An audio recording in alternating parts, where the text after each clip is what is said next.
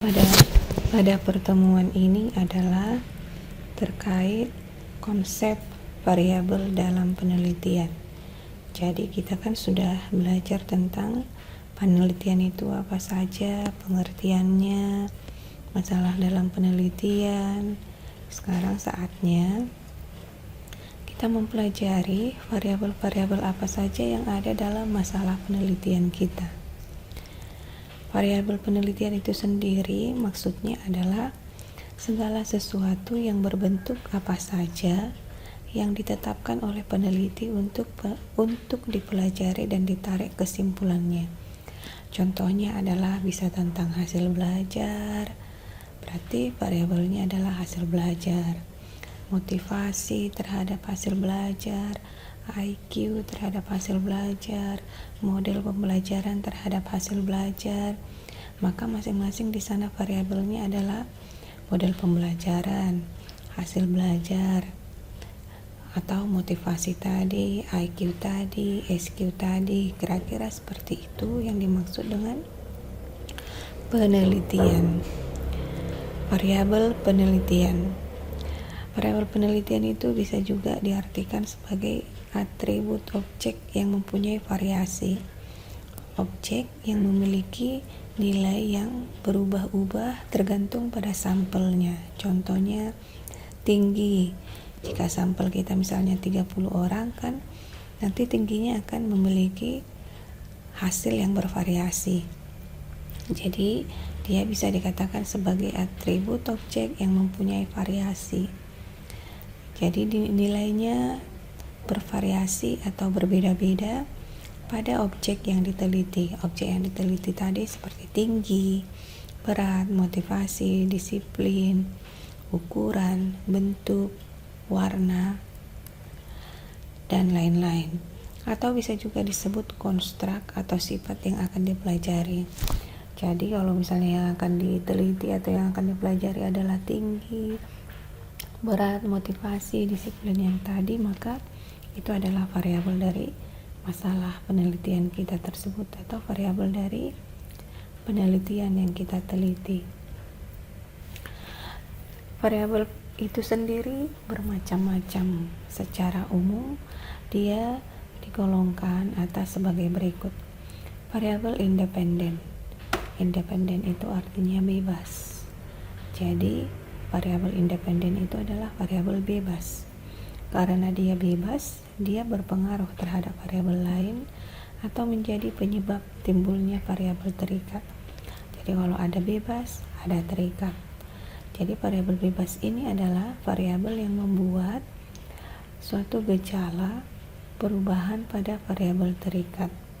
Variabel terikat itu sendiri dikenal dengan dependen atau terikat bahasa Indonesianya. Karena dia terikat berarti dia tergantung pada variabel lain. Variabel lain tersebut adalah variabel bebas.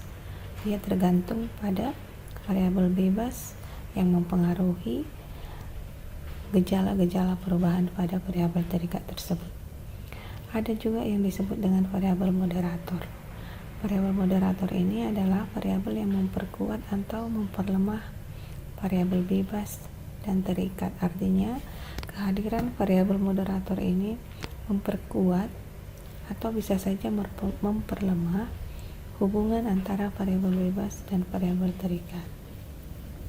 Contohnya adalah kalau misalnya ada hubungan suami istri, maka yang memperkuat atau memperlemah hubungan suami istri itu salah satunya adalah kehadiran anak. Jadi di situ contohnya adalah variabel bebas dan variabel terikatnya misalnya hubungan antara suami dan istri, dan variabel moderator yang memperkuat atau memperlemah hubungan kedua variabel tersebut adalah kehadiran anak contohnya. Variabel intervening atau disebut juga variabel yang mempengaruhi hubungan antar dua variabel tetapi tidak terukur. Contohnya adalah mahasiswa pernah menyatakan pengaruh minum susu terhadap hasil belajar siswa. Secara teori kita bisa menyatakan memang ada hubungan antara minum susu dengan hasil belajar siswa, tapi itu akan sulit diukur. Bagaimana cara mengukur minum susu tersebut, pengaruhnya terhadap hasil belajar siswa?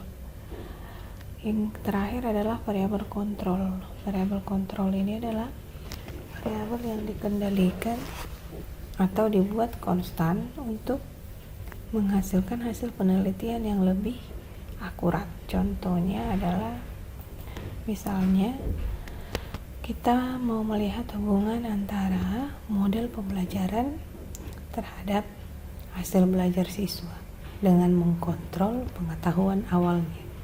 Artinya, sebelum penelitian itu dilaksanakan, pengetahuan awal itu dibuat menjadi variabel kontrol atau dikontrol dengan menggunakan suatu metode tertentu, sehingga nanti hasil belajar tersebut memang adalah hasil dari pengaruh model pembelajaran, bukan variabel lain seperti pengetahuan awal tadi. Itu dia jenis-jenis atau macam-macam variabel, namun yang biasa kita gunakan adalah hanya variabel bebas dan variabel terikat untuk jenjang skripsi. Variabel moderator, intervening, dan kontrol masih jarang untuk digunakan atau diaplikasikan. Paradigma penelitian yaitu pola pikir hubungan antar variabel tersebut secara umum adalah dapat diuraikan sebagai berikut. Paradigma sederhana. Dalam paradigma sederhana ini ada lagi pembagiannya. Paradigma sederhana berurutan. Sebenarnya ini adalah bagiannya tetapi dipisahkan. Paradigma sederhana tadi dan paradigma sederhana berurutan. Kemudian ada paradigma ganda dengan 2 variabel bebas, ganda dengan 3 variabel bebas, ganda dengan 2 variabel terikat.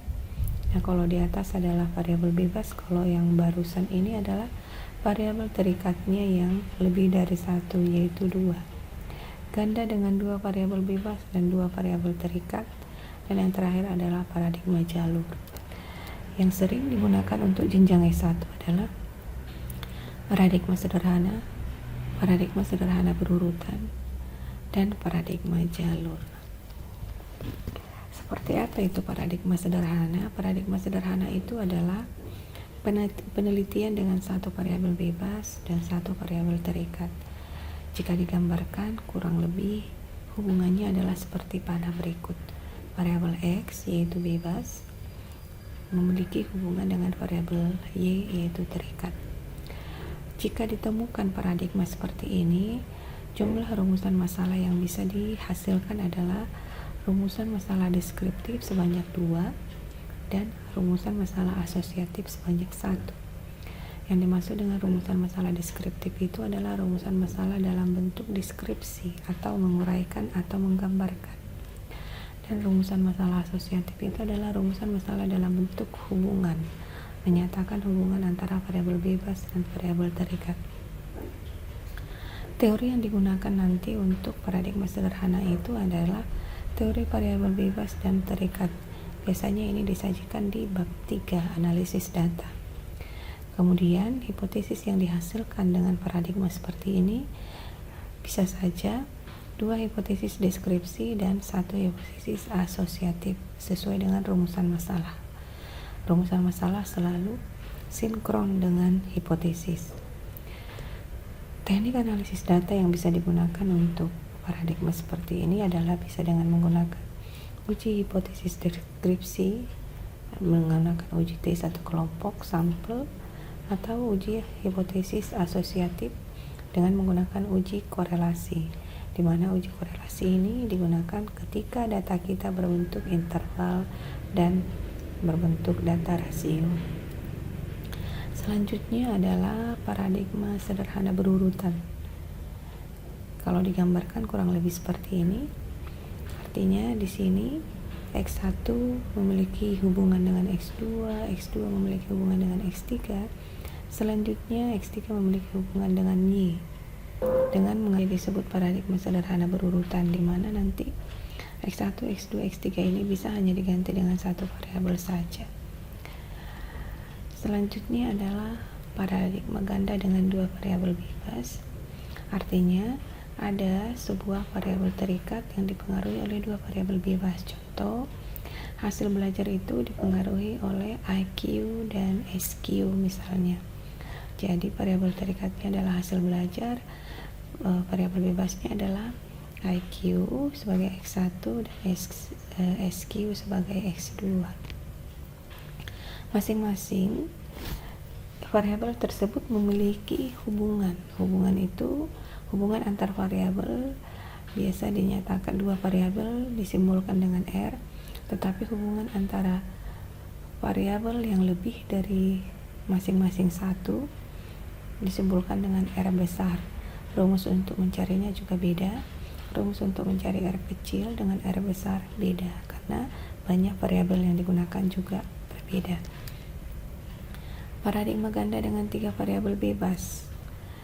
Contohnya adalah seperti ini, mirip dengan yang tadi, variabel bebasnya yang bertambah. Misalnya, hubungan antara hasil belajar dengan IQ, SQ, dan EQ.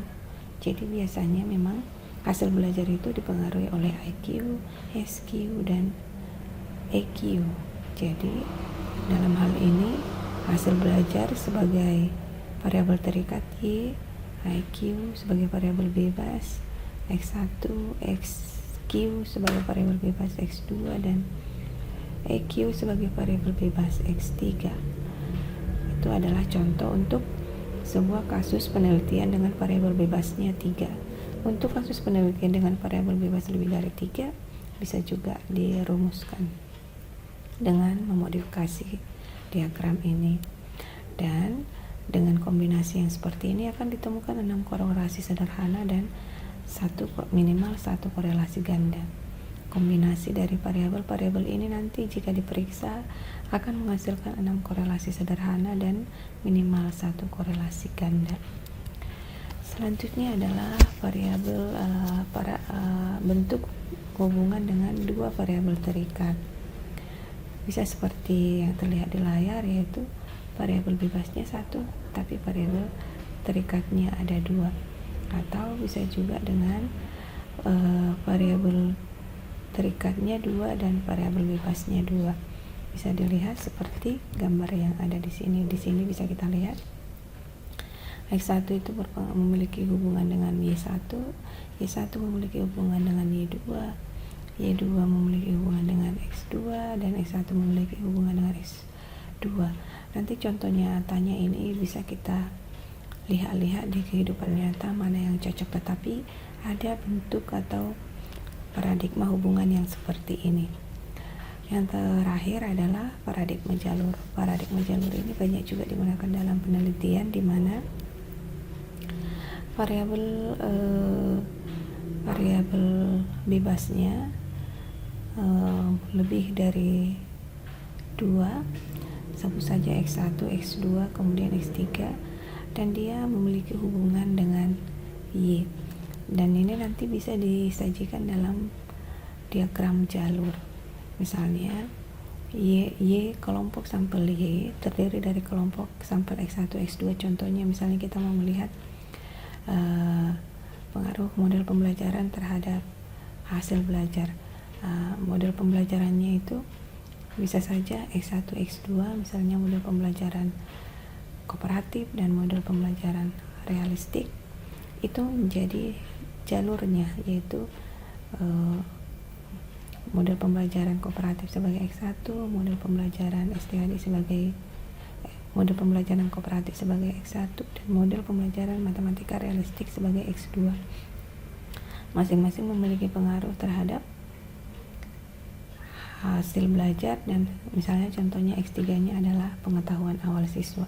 Secara bersama-sama, ketiga variabel tersebut diukur untuk melihat hasil belajar. Secara singkat, contoh dari paradigma jalur adalah seperti itu.